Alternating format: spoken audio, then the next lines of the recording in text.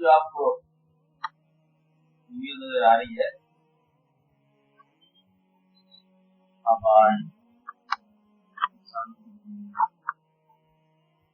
اس کو آپ مانتے ہیں کہ یہ ایک آدم علیہ السلام کا مانتے ہیں؟ مطلب یہ کہ ساری دنیا میں اور اب انسان انفینٹی کے قریب ہیں بندے، ہاں گنتی میں نہیں آتے، یہ گنتی بھی پوری نہیں ہوتی، اس سے باہر یہ سارے ایک انسان سے ایک زندگی سے جنم لیا ان سب نے، عجب بات ہے۔ تو کتنے عرصے میں ہوا؟ فرض کرو XYZ سال میں ہوا، اتنی مدت میں ایک بندہ اتنے بندے بن گیا، تو آج جس کو تم مار رہے ہو پتہ نہیں کتنی مدت میں کتنے بندے بن جاتا۔ اس طور پر ہر آدمی، ہر انسان آنے والی ملتوں کا پیشوا ہے، ہر انسان آنے والے زمانوں کی ابتدا ہے، ہر انسان۔ آپ نے آپ کو کبھی کمزور تو سمجھنا، آپ کے حوالے سے جو مخلوق پیدا ہو رہی ہے اس میں پتہ نہیں کتنے کیا ہوں گے، کام تو الگ ہی ہے نا، لیکن آپ کی اولادوں سے پتہ نہیں کتنی آبادیاں ہونی ہیں، پتہ نہیں کتنے واقعات ہونے ہیں، اور اس میں سے پتہ نہیں کتنے شگوفے پھونکنے ہیں، پتہ نہیں کیا گل کھلائے گی آنے والی دنیا۔ پھر ایک وقت میں آئے گا کہ ٹریس کرتے کرتے شجرہ نسب شاید آپ تک پہنچ جائے۔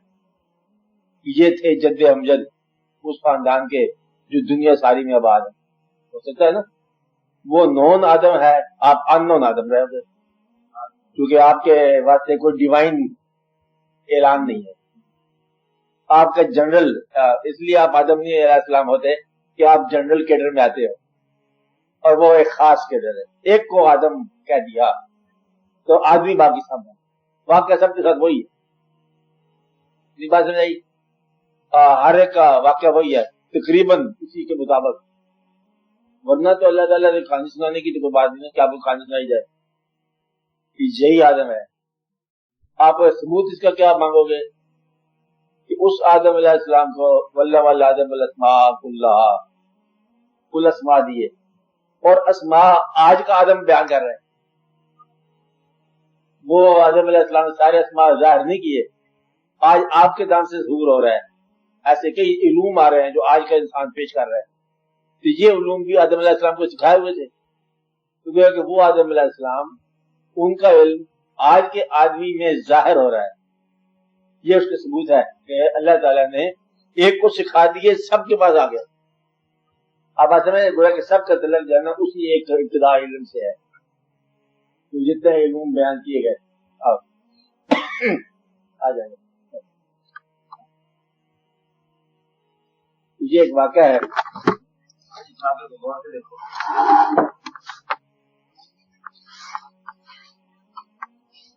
اس لیے انسان کا احترام یوں ضروری ہے کہ ایک تو یہ ہے کہ پتہ نہیں وہ کن بزرگوں کے دم سے ہے، اور پتہ نہیں کتنے بزرگ اس کے دم سے ہوں گے، اس لیے ہر آدمی کا احترام۔ آج آپ مثلا ہم گمراہ ہو جاتے ہیں، لوگ بھٹکے ہوئے ہوتے ہیں، پریشان، یہ تو پتہ نہیں گمراہ کون ہے، کوئی راستہ پہ لکھا نہیں ہوا، خیال ہے جب انسان پریشان ہو وہ کہتا ہے شاید میں رستے سے بھٹک گیا، احساس ہو رہا ہے جفائے حبیب کا، احساس ہو رہا ہے جفائے حبیب کا، شاید بھٹک گئے ہیں رہے دوستی سے ہم، احساس ہو رہا ہے جفائے حبیب کا، شاید بھٹک گئے ہیں رہے دوستی سے ہم گمراہ ہوں تو ہم دوست پر اعتماد چھوڑ دیتے، جب کبھی اعتماد میں کمی محسوس کرو تو سمجھو کہ کوئی تم سے غلطی ہوگی۔ بہرحال آج کا انسان جب وہ کسی ذات پر اعتماد نہیں رکھتا، اس کو کسی فیض کا اعتماد نہیں ہوتا، تو یہ سمجھ لو کہ وہ اپنے آپ میں کہیں غلطی کر دیتا ہے، اور سب سے انتہائی غلطی جو ہے نا یہ گناہ ہے، سارے گناہ نہیں، وہ گناہ جس پر وہ ذات تعلق دینے والی ذات ناراض ہو جائے، ناراض ہو تو گناہ کیا ہے؟ آپ بات سمجھ رہے ہیں؟ ایک نہ ایک ایسی غلطی ہوتی ہے آج جس پر وہ ذات ناراض ہوتا ہے. تو گویا کہ ہم گناہ کس کو کہیں گے؟ وہ چیز جو اسے ناراض کر دے.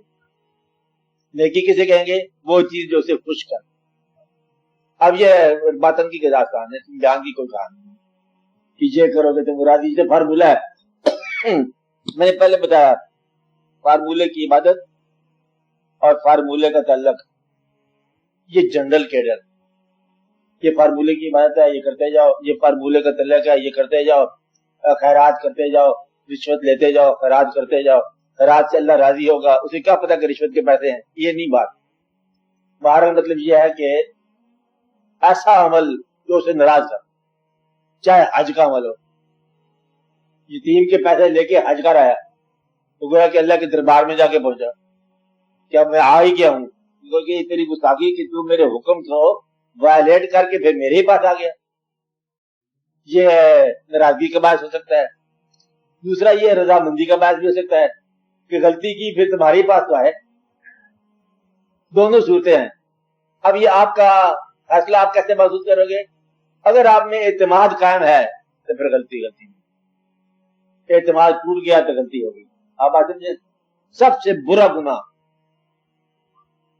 برا گناہ وہ ہے جو دعا سے اعتماد اٹھا دے.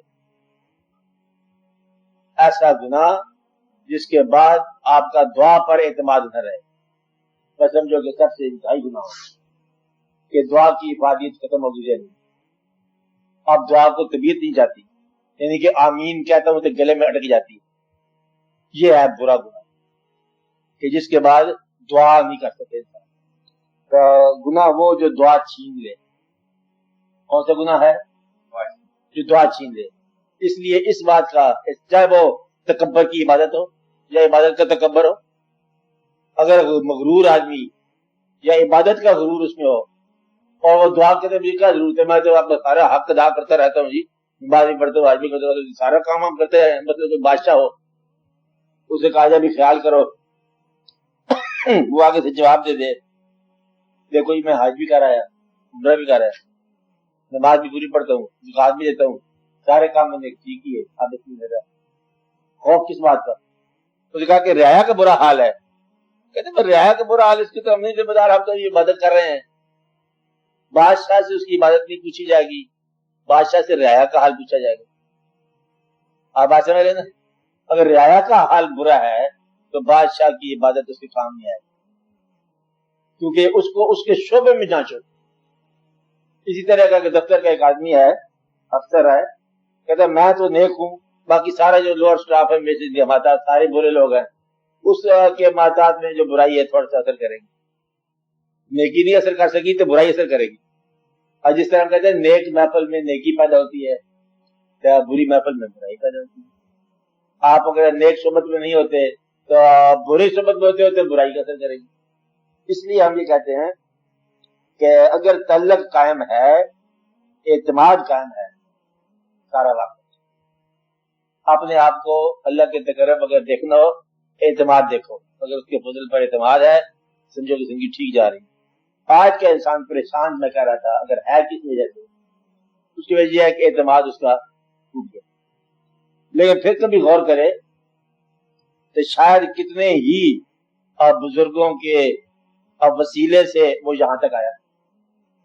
آپ نے آباء و اجداد میں دیکھے کتنے بزرگ اس میں شامل ہوں گے، اور کتنے نیک لوگوں نے نیکی کی دعائیں کرتے کرتے آپ تک وہ آیا قافلہ حیات کا. تو شاید اس وجہ سے آپ کی بخشش ہو جائے کہ آپ کے ماں باپ یہ دعا مانگتے آئے اللہ تعالیٰ سے کہ میری اولادوں پر رحم فرما. آپ اس اولاد کے حوالے سے تو آ گئے نا. یا عین ممکن ہے کہ آپ کی اولادوں میں کوئی یہ ہو کہ ہمارے بزرگوں اور ہمارے ماں باپ پر رحم ہو، جہاں کہیں ہیں. اس لیے اگر کوئی نیک اولاد ہی میں سے کچھ نیک ہو جائے تو ماں باپ کی تھوڑی بخشش ہو جائے. اور اگر اولاد گمراہ بھی ہو جائے تو ماں باپ کی نیکی اولاد کے کام آ سکتی. اس لیے اس بات کا دھیان کرنا کہ آپ اکیلے نہیں ہو، آپ کے اوپر نگرانی کرنے والے بزرگوں کی روحیں ہیں، اور آنے والی اولادوں کی کوئی نیکی جو ہے نا وہ آپ کے کام آ سکتی ہے.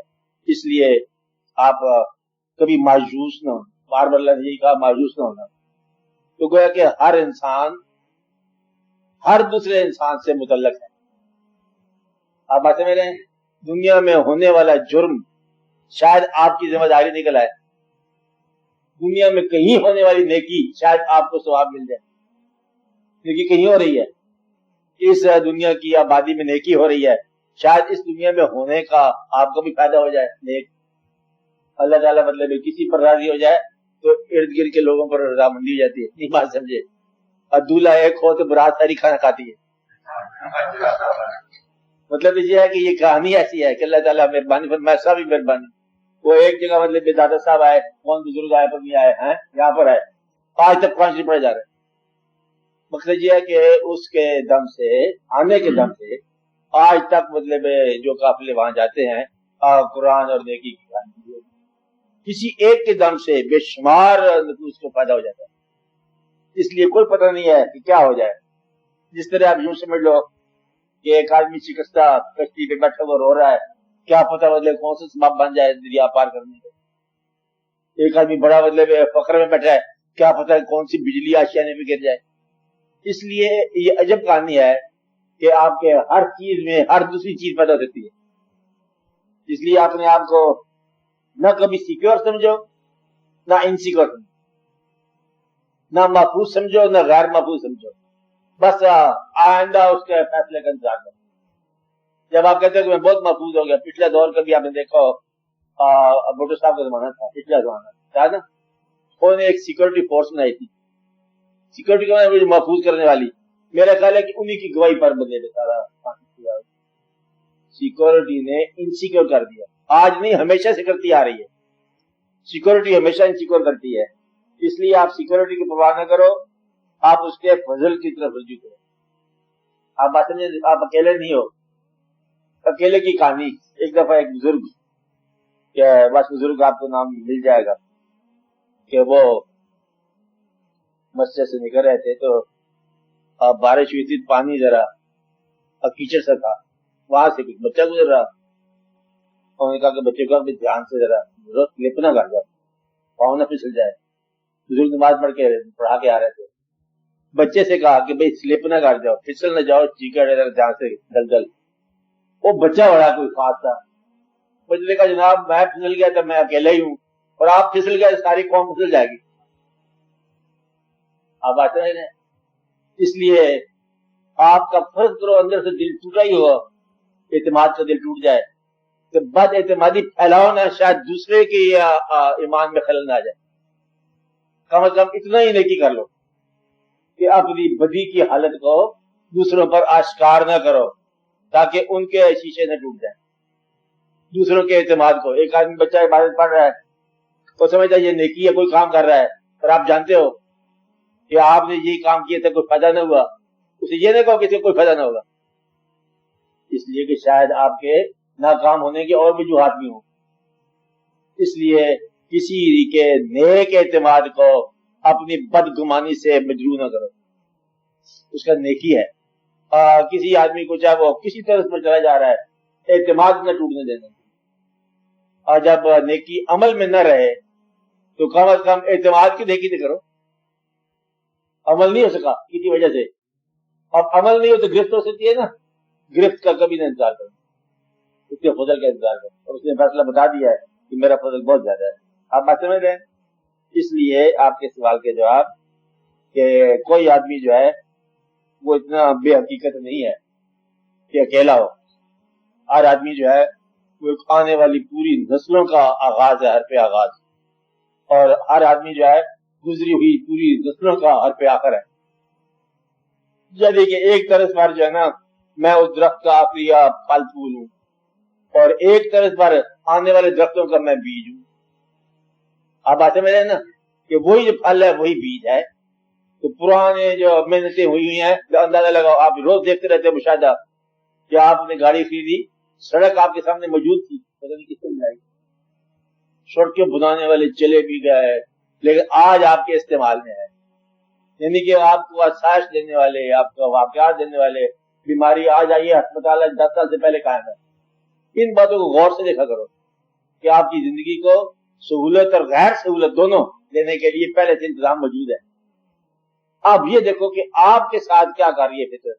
اسپتالوں کے باوجود بیماری نہیں علاج ہوگی، لیکن یہ دیکھو کہ ہر چیز اپنے آج سے پہلے موجود ہے آپ کے لیے. کتاب بنی ہوئی ہے، اللہ تعالیٰ نے ہدایت کی کتاب بھیج دی ہے. آج آپ کو ہدایت ضرورت ہے، کتاب پڑھیے. آپ بات سمجھ رہے ہیں؟ اس کا مطلب یہ ہے کہ اگر اعتماد آپ کا ذرا بھی مجروح ہو تو کم از کم انتظار ضرور کرنا، مایوس ہونے سے پہلے، اور مایوس نہ ہونا. کیونکہ جب آپ دیکھتے ہو کہ اب راستہ نہیں ہے، وہی وقت ہوتا ہے کہ جب آپ کے لیے راستہ نکلا. اللہ تعالیٰ مہربانی کرتا ہے. اس بات سے ضرور خیال رکھا کرو.